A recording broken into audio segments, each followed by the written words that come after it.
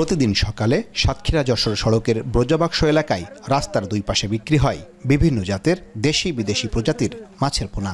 দেশের বিভিন্ন প্রান্তের জেলেরা মাছের পোনা সংগ্রহ করে নিয়ে যান এই হাট থেকে।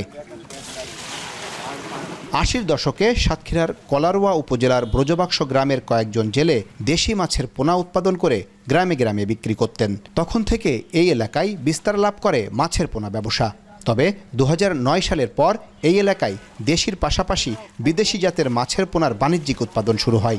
গড়ে ওঠে একাধিক আধুনিক হ্যাচারি। বর্তমানে এখানকার অধিকাংশ মানুষ মাছের পোনা উৎপাদন ও বিপণন ব্যবসার সাথে জড়িত। ফাল্গুন মাসের থেকে ভাদ্র মাসের শেষ পর্যন্ত আমরা মার্কেটে বেচাকেনা করি। এই মাছ বাজারে এই মাছ বিক্রি করে তারা কিন্তু আর স্বাবলম্বী। সারা বিশ্বে যায় মাছ, আমাদের ঢাকায় যায়, আপনার দক্ষিণে কয়রা, তারপরে আপনার কালীগঞ্জ, তালা, পাইকগাছা সব জায়গায় যায়। পুকুর ও হ্যাচারিতে হাইব্রিড তেলাপিয়া, রুই, কাতলা, পাবদা, মৃগেল, পাঙাশ, চিতল, জিয়েল সহ অর্ধশত প্রজাতির দেশি বিদেশি সাদা মাছের পোনা উৎপাদন করা হয়। দ্রুত বর্ধনশীল এসব পোনার চাহিদা রয়েছে প্রচুর। হ্যাচারি থেকে প্রতি পিস পোনা বিক্রি হয় সর্বনিম্ন ৩০ পয়সা থেকে ৫ টাকা দামে। কেজি দরেও বিক্রি হয় কিছু জাতের পোনা। বর্ষা মৌসুমে প্রতিদিন গড়ে ২০ থেকে ৪০ লাখ টাকার পোনা বিক্রি হয় এখান থেকে। ব্যাপারীদের কাছে বিক্রি করি, আর ওই দেখা যায় দিন আমাদের ওই ৪০০-৫০০ এরকম ইনকাম হয়। এখন কোনো বর্ষা নেই, এখন কোনো বেচা কেনা নেই ভাই। এখন ১০,০০০ টাকা, ১৫,০০০ টাকা, ৫,০০০ টাকা ইনকাম।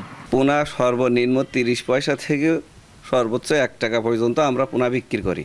সর্বনিম্ন ৫০,০০০ থেকে ওপরে ২ লাখ টাকা পর্যন্ত আমাদের কোনো সময় বেচাকেনা হয়।